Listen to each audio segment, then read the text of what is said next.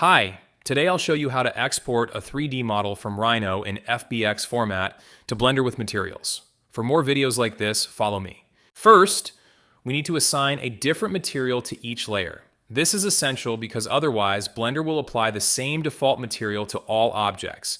Instead, this way each layer has its own material, which you can then modify in shading mode.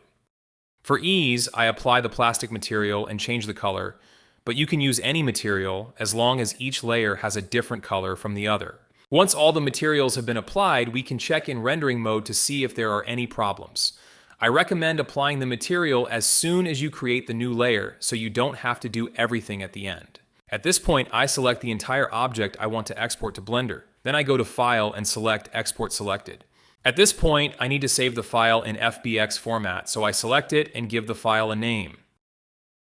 In the export settings, you can easily copy mine or keep the default ones. You can increase the subdivision levels.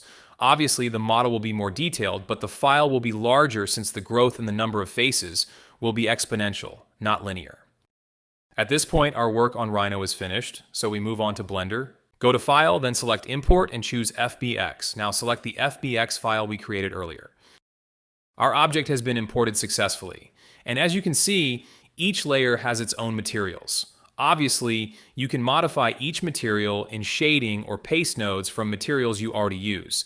This, in my opinion, is the best method for exporting a 3D model from Rhino to Blender, since for 1,000 reasons, FBX is more optimal.